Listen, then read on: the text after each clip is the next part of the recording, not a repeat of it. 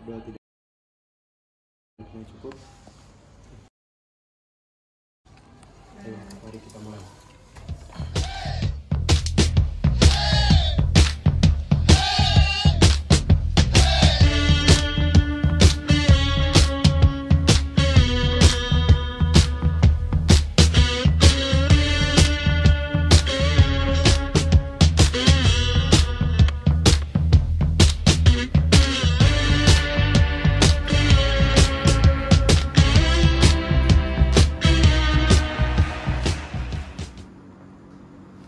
Tata tertib persidangan. Tata tertib umum. Pihak pengadilan memiliki panduan mengenai tata tertib yang harus ditaati oleh semua orang yang memasuki gedung pengadilan. 1. Ketua Majelis Hakim bertanggung jawab untuk menjaga ketertiban dari semua pihak yang hadir di ruang sidang. 2. Semua orang yang hadir di ruang sidang harus selalu menunjukkan rasa hormat kepada institusi pengadilan. 3. Mengenakan pakaian yang rapi dan sopan. 4. Berbicara dengan suara yang jelas ketika seorang hakim atau penasihat hukum mengajukan pertanyaan, sehingga para hakim yang lain dapat mendengar dengan jelas. 5. Memanggil seorang hakim dengan sebutan yang mulia dan seorang penasihat hukum dengan sebutan penasihat hukum. Berbagai benda berikut ini tidak diperkenankan untuk dibawa ke ruang sidang. 1. Senjata api. 2. Benda tajam. 3. Bahan peledak. 4. Peralatan atau berbagai benda yang dapat membahayakan keamanan ruang sidang.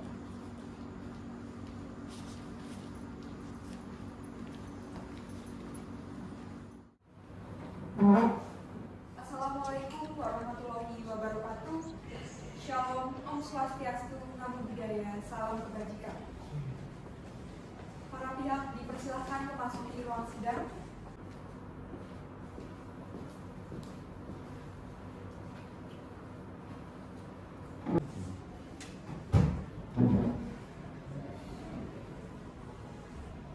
Sidang Pengadilan Negeri Jakarta Utara yang memeriksa dan memutus perkara perdata pada tingkat pertama dengan nomor registrasi perkara 352-PDT-G-2018-PN Jakarta Utara antara Karenina Maeswari Nihita sebagai penggugat dan Dimas Nurpantansyah sebagai tergugat. Hakim mediator memasuki ruang sidang. Hadirin dipersilakan untuk berdiri.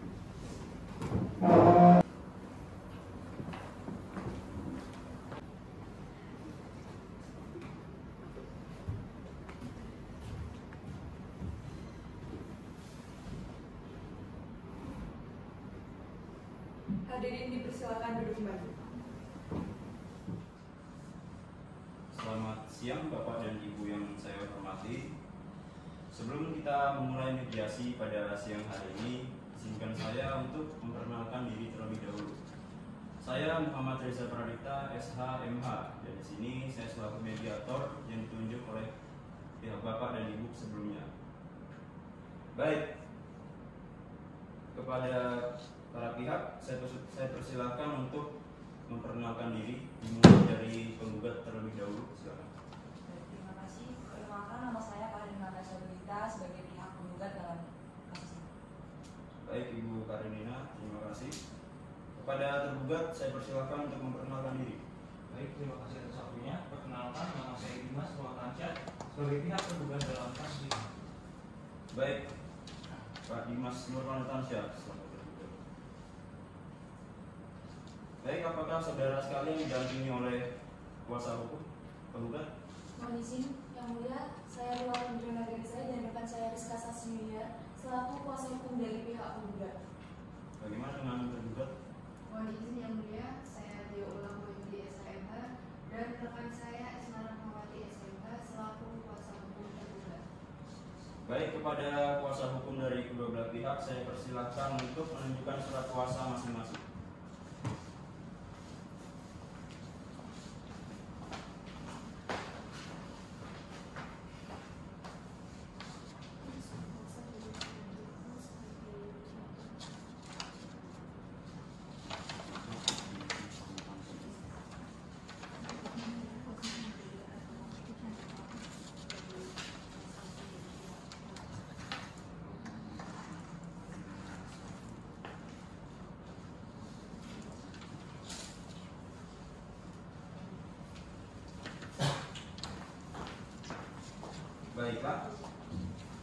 saja saya jelaskan bahwa berdasarkan Peraturan Mahkamah Agung Nomor 1 Tahun 2008 tentang prosedur mediasi di pengadilan, dalam pasal 4 disebutkan bahwa semua sengketa perdata diajukan tingkat pertama wajib terlebih dahulu diupayakan penyelesaiannya melalui perdamaian dengan bantuan seorang mediator. Dan pada sidang Bapak dan Ibu kali ini telah sepakat menunjuk saya sebagai mediator dalam kasus ini. Selanjutnya, saya menerangkan tentang mediasi. Mediasi adalah suatu alternatif penyelesaian sengketa di mana kedua belah pihak saling bertemu, berdialog dan berunding untuk menentukan titik temu. Saya sebagai mediator akan memfasilitasi negosiasi. Saya sebagai mediator merupakan pihak netral yang membantu para pihak dalam proses perundingan guna mencari berbagai kemungkinan penyelesaian sengketa tanpa menggunakan cara yang memutus dan memaksakan sebuah penyelesaian. Di dalam pelaksanaan mediasi, kita juga mengenal adanya prinsip-prinsip dalam mediasi, antara lain: 1. Imparsial, yang berarti tidak memihak atau netral. Yang kedua, tidak punya hak memutus, karena keputusan diambil berdasarkan kesepakatan para pihak. Yang ketiga, kerahasiaan. Seluruh yang terjadi dalam proses mediasi ini adalah bersifat rahasia. Yang keempat, kaukus. Artinya jika diperlukan, mediator dapat melakukan pertemuan terpisah dengan para pihak. Baiklah, untuk mempersingkat waktu, saya akan membacakan tata tertib selama melakukan proses mediasi atau perundingan hari ini. Yaitu, yang pertama, para pihak harus berbicara secara bergantian setelah dipersilahkan mediator. Yang kedua, para pihak tidak boleh saling memotong pembicaraan. Yang ketiga, para pihak tidak saling menyerang, baik secara kata-kata maupun fisik. Yang keempat, tidak merokok. Yang kelima, tidak menggunakan handphone. Yang keenam, tidak merekam isi pembicaraan. Sebelum saya mulai mediasi, saya akan menjelaskan tahapan-tahapan mediasi terlebih dahulu. Di antaranya: 1. Saya memberikan penyelesaian kepada para pihak untuk bergantian. 2. Saya akan mencari kesepahaman awal dari kedua belah pihak. 3. Saya mendefinisikan dan menentukan agenda pembicaraan. 4. Setelah itu kita masuk dalam tahap negosiasi. Apabila negosiasi mencari kesepakatan, kita akan menyusun kesepakatan akhir. Baiklah Bapak dan Ibu, apakah setuju dengan kesepakatan tersebut? Setuju, Pak. Baik, kita mulai mediasi siang hari ini. Bagaimana kalau kita mendengar dari Ibu Karolina terlebih dahulu untuk menyampaikan keterangannya? Bagaimana Bapak Dimas? Bapak setuju? Baik, silakan Ibu Karolina. Terima kasih, Pak. Jadi, saya dengan Mas Dimas ini sebelumnya sudah menikah di tanggal 29 Agustus tahun 2010. Di mana selayaknya pernikahan biasa, saya dengan Mas Dimas ini bahagia dan semua berjalan lancar, Pak. Tepat setahun kemudian, di tahun 2011, ketika saya melahirkan anak saya, itu Mas Dimas dan saya sering cocok dan berantem begitu aja, Pak. Kemudian untuk gugatan cerai ini sebenarnya bukan pertama kali, Pak. Sebelumnya saya sudah pernah menggugat cerai Mas Dimas di tahun 2015 dikarenakan kasus judi yang dia lakukan. Tapi kemudian saya memaafkan Mas Dimas, saya memberikan kesempatan untuk Mas Dimas, dan saya harap Mas Dimas ini bisa berubah. Kemudian ketika saya mengandung anak kami yang kedua, Mas Dimas ini justru lebih sering untuk pulang pagi, Pak. Dan alasannya katanya bekerja, Pak. Saya juga nggak tahu kerja apa itu Mas Dimas. Setiap saya minta hak saya sebagai istri, saya minta uang bulanan ke Mas Dimas, dia selalu jawab habis. Kemudian ketika saya mendengar hal tersebut, itu saya benar-benar kacau banget, Pak. Dan yang paling bikin saya sakit hati, Pak, ketika saya tahu ternyata alasan dari dia sibuk bekerja itu ternyata dia menyambut perempuan lain dan pergi ke klub malam setiap harinya, Pak. Yang bahkan mertua saya itu sebenarnya mengetahui kelakuan anaknya itu, Pak, tapi dia nggak melakukan apapun untuk memperbaiki hubungan pernikahan saya. Jujur hati saya sangat sakit, Pak, atas kelakuan Mas Dimas dan mertua saya itu. Kemudian dari pernikahan kami sejak pertama itu, kami selalu gak pernah berkomunikasi sama sekali. Mas Dimas gak pernah berbagi ceritanya kepada saya. Saya gak pernah dianggap sebagai istri, dan saya merasa gak dihargai oleh Mas Dimas. Hancur hati saya, Pak. Makanya udahlah, menurut saya ini sudah perceraian kedua, saya anggap ya udahlah, demi anak-anak saya mau menyelamatkan keluarga kami. Gitu, Pak. Baik Ibu. Tadi Ibu bilang demi anak. Saya izin bertanya, Bu. apakah selama Bapak Dimas tidak ada di rumah, apa anak-anak Ibu sering mencari keberadaan bapaknya? Iyalah Pak, jelas. Anak mana yang nyariin bapaknya? Bayangin Pak, Pak Dimas itu dalam seminggu di rumah cuma 2 hari Pak. Dia ini pergi pulang bawa baju kotor, pergi lagi sama perempuan lain. Emang dia bisa membantu Pak? Jangan Pak Dimas jangan menyela dulu Bapak. Ibu Karenina, apakah Anda memiliki bukti atau bahkan Anda yang memergoki sendiri suami Anda dengan wanita lain? Pak, saya tahu Pak. Saya tahu betul, saya hafal. Setiap saya mau mencuci baju Mas Dimas, saya itu selalu mencium parfum perempuan lain. Yang saya tahu itu bukan parfum saya. Dan setiap saya mau mencuci baju saya, setiap hari itu pasti saya selalu menemukan noda lipstick di kerah bajunya Mas Dimas. Dan Bapak tahu, apartemen Grand Canyon itu apartemen impian saya Pak.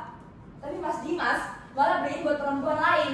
Wah, sudah mulai ngaku ya kamu ya. Mana buktinya? Bisa buktiin nggak? Kamu mau bukti? Ini buktinya, udah aku print capek-capek, kamu lihat, kamu baca sendiri. Bapak dan Ibu mohon tenang. Jadi saya pertegas lagi, artinya Ibu kecewa ya atas kejadian ini, begitu? Lebih dari kecewa Pak. Mohon maaf Pak Hakim. Ya. Saya sama sekali tidak pernah merasa bahwa saya tidak memberikan nafkah yang cukup untuk keluarga saya Pak. Saya itu punya 2 anak Pak. Mereka itu masih kecil. Saat istri saya hamil anak kedua, saya itu selalu bekerja keras Pak untuk memenuhi kehidupan saya Pak. Dan saya itu sudah berusaha keras sekali untuk menjaga keharmonisan keluarga saya Pak. Bahkan penghasilan saya itu sudah saya berikan sepenuhnya untuk istri saya Pak. Saya paling cuma minus segitu doang, paling untuk uang bensin dan uang rokok doang Pak. Lagian bukti pemberian tersebut menurut saya itu tidak sah Pak, tidak ada dasar hukumnya Pak. Bahkan ibu Mas, ibu yang beliin susu buat Joy, dan kamu masih mau bukti lagi. Oke, ikutin aku ke persidangan perceraian kita. Aku udah gak sudi berdamai dengan kamu. Loh, kamu pikir aku itu nggak perlu sama sekali buat hidup kamu itu? Maksud kamu itu apa? Kamu ini ya semenjak hamil kamu itu baunya itu curiga mulu. Aku tuh capek, aku tuh kerja tiap hari itu buat siapa? Bukan buat kalian. Kamu jangan saya bilang lah, kalau aku tuh nggak mau memenuhi kehidupan kalian. Coba sekarang lihat orang kamu. Jadi lo tahu dari mana sekarang tanya? Iya Bu Karina, Ibu harus paham bahwa Pak Dimas ini tidak sepenuhnya melepas tanggung jawab. Pak Dimas selalu berusaha untuk mencari uang demi memenuhi kebutuhan hidup keluarga Ibu. Ibu merupakan ibu rumah tangga yang tidak bekerja. Dan apabila Ibu mengatakan bahwa Pak Dimas tidak memberikan uang, itu salah besar. Mengapa saya berkata demikian? Karena selama ini seluruh uang yang telah diberikan oleh Pak Dimas kepada Ibu semuanya dikirimkan untuk kebutuhan hidup orang tua Ibu. Saya yang lebih tahu Bu, saya yang mengalami pernikahan neraka dengan Mas Dimas. Itu sebagai perempuan harusnya mengalami dong apa yang saya Baik, rasain. cukup. Di sesi mediasi ini jadi kita cari jalan tengahnya. Untuk kedua belah pihak, saya harap Bapak dan Ibu mohon bersabar dan menurunkan ego masing-masing. Bisa dipahami nih Bapak dan Ibu. Mengerti Pak. Baiklah, setelah kita mendengar penjelasan dari Ibu Karenina, selanjutnya saya berikan kesempatan kepada Bapak Dimas untuk menyampaikan hal-hal yang kiranya perlu kita ketahui bersama. Silakan Pak. Baik. Terus terang Pak Hakim, saya itu sangat kecewa Pak atas tuduhan yang istri saya lontarkan kepada saya Pak. Selama ini saya itu sudah berusaha Pak menjaga keharmonisan keluarga saya Pak. Saya itu kerja pagi, pulang pagi itu buat siapa Pak kalau bukan untuk mereka? Emang masih kurang ya jerih payah yang saya lakukan selama ini? Ya, tapi saya ngaku hilaf Pak, saya ngaku bersalah dan waktunya memang saya hilaf. Tapi nggak semua dong Pak, dan nggak mungkin dong Pak saya langsung meninggalkan keluarga saya begitu aja. Apalagi saya nggak kasih nafkah mereka Pak. Kerja apa sekarang kutanya? Kamu beli susu buat Joy aja nggak mampu Mas. Jangan susu deh. Uang makan aja nggak pernah dapat loh dari kamu. Kamu bilang pergi pagi pulang pagi kerja apanya kutanya? Kerja macam apa itu kayak gitu? Setiap aku minta uang bulanan aku, kamu nggak pernah ada kan? Kamu bilang selalu habis. Sudah Mas, aku udah muak dengan kamu. Kamu tuh bohong terus. Kamu ini kenapa sih Mas? Udah ya, kita cerai aja ya. Itu lagi. Dari awal kan udah bilang itu semua itu cuma perasaanmu doang. Aku selama ini pergi pagi itu pergi ke rumah bapak. Aku itu pulang ke sana karena apa? Karena aku tuh capek dengerin ocehan kamu setiap hari ya. Aku ngomong juga karena kamu nggak jelas. Bapak dan Ibu tenang ya. Kalau pihak satu bicara, maka pihak yang lain itu mendengarkan agar kita bisa tahu apa yang diinginkan oleh kedua belah pihak. Jika tidak seperti itu, maka mediasi tidak bisa berjalan dengan baik dan tidak bisa dilanjutkan. Bagaimana Bapak Ibu, mau dilanjutkan mediasinya atau tidak? Baik, maaf Pak, silakan lanjut. Baiklah, silakan Bapak Dimas dilanjutkan penjelasannya. Baik, jadi gini Pak, saya sadar kalau saya itu memang salah, apalagi pernyataan istri saya barusan. Kalau saya itu kurang mampu menafkahi keluarga saya Pak, tapi bukan berarti semua kesalahan yang ada itu dilimpahkan kepada saya dong Pak. Gak mungkin dong Pak kalau ada abu tapi nggak ada apinya. Apalagi sekarang gini deh, istri saya itu dia itu yang selalu melihat pertengkaran Pak. Dia itu nggak pernah yang namanya menghargai saya, apalagi menghargai kedudukan saya sebagai keluarga Pak, sebagai kepala keluarga di rumah Pak. Dan menurut saya dengan dia mengajukan gugatan seperti ini, dia itu sudah mencari nama baik saya Pak. Saya itu cuma minta Pak, ayolah kita itu sama-sama enak aja, kita ambil jalan tengahnya, saling menghargai dan saling menghormati nama baik satu sama lain. Oh, jadi Bapak merasa kurang dihargai dan perlu menjaga nama baik Bapak. Kemudian Bapak menginginkan kedua belah pihak untuk sama-sama menjaga nama baik. Apa benar begitu Pak? Ya Pak, benar. Itu yang saya sangat harapkan.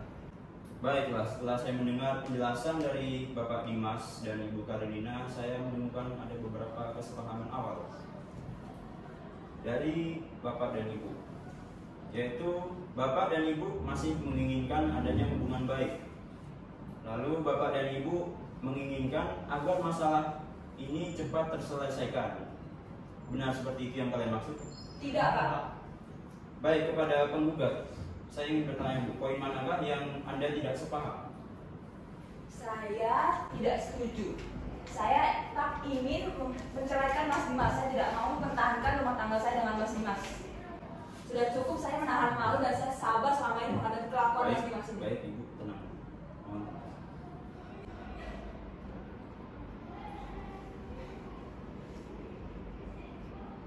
Baik, apakah dari kuasa hukum penggugat ada yang ingin disampaikan? Mohon izin mediator, saya selaku kuasa hukum dari pihak penggugat izin menambahkan seperti yang sudah Ibu Karenina tadi sampaikan bahwasanya Mas Dimas ini sering ke tempat hiburan malam. Kami dari pihak kuasa hukum juga memiliki bukti bahwa Bapak Dimas ini terjerat dugaan kasus perantara jual beli narkotika.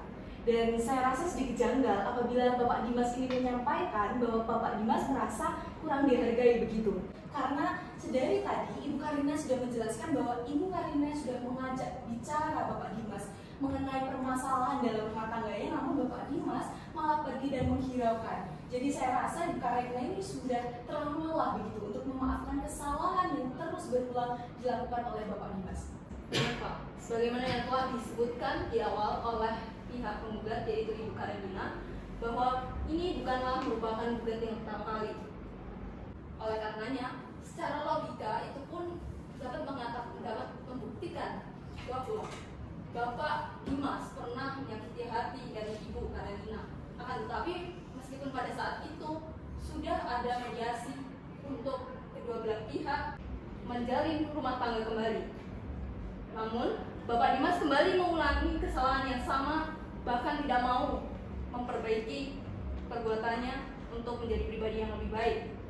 Oleh karenanya, saya rasa ini adalah suatu alasan yang bisa dipertimbangkan oleh Bapak Mediator, karena yang pertama telah dilakukan pengajuan gugat cerai yang pertama kali, tetapi mencapai suatu kesepakatan damai. Selanjutnya, yang kedua, Bapak Dimas juga terjerat kasus dugaan jual beli narkotika. Baik, Bapak Dimas, apakah masih ada beberapa hal yang ingin Bapak sampaikan yang kiranya itu Bapak anggap bisa untuk membina atau membangun kembali rumah tangga antara Bapak Dimas dan Ibu Karenina? Sayang, ayolah.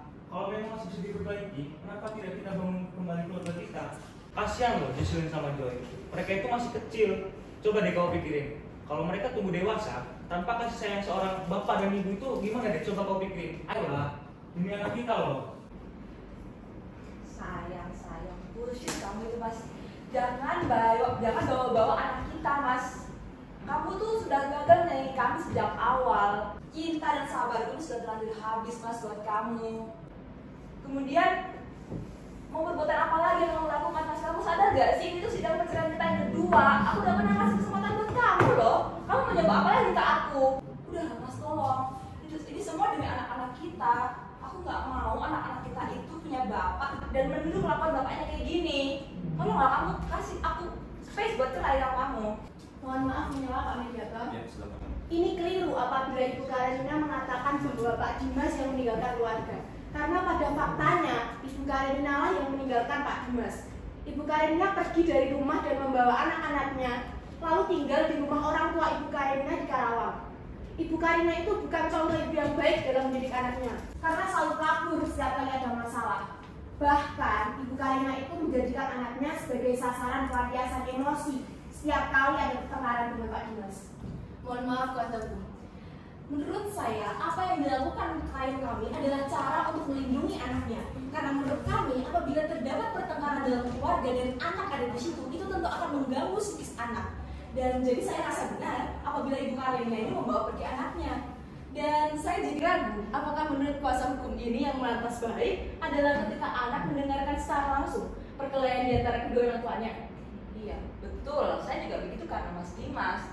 Untuk itu tolonglah Mas, ngertiin aku, kasihan aku. Udah kita cerai aja ya. Ya udah, kalau emang itu maumu, aku udah nggak bisa lagi buat nyakitmu. Baiklah, pada kedua pihak, penggugat dan tergugat telah mendengarkan keterangan dari masing-masing pihak. Saya tanyakan kembali kepada para pihak, apakah masih bersedia untuk melakukan perdamaian setelah mendengar beberapa keterangan-keterangan yang tadi Anda sampaikan? Saya tetap pada pendirian saya mau menggugat cerai Mas Dimas. Bagaimana dengan Bapak Dimas tergugat? Sepertinya sudah tidak ada lagi yang bisa dilakukan, Pak. Dan kalau memang itu keputusan terakhir dari istri saya yang paling saya cintai, ya sudah, saya terima saja, Pak. Baiklah, dikarenakan kedua belah pihak dalam kasus ini tidak berkenan untuk melakukan perdamaian, maka perkara ini selanjutnya akan dilanjutkan dengan acara gugatan. Saya ucapkan terima kasih kepada para pihak yang telah berkenan hadir dalam upaya mediasi hari ini. Demikian sidang mediasi ini dinyatakan ditutup. Hakim mediator meninggalkan ruang sidang. Hadirin dimohon untuk berdiri.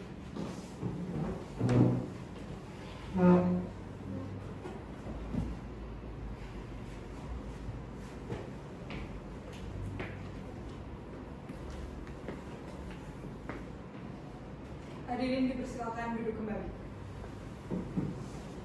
Dikarenakan sidang mediasi gagal, maka sidang pada siang hari ini ditutup. Hadirin dipersilakan meninggalkan ruang sidang.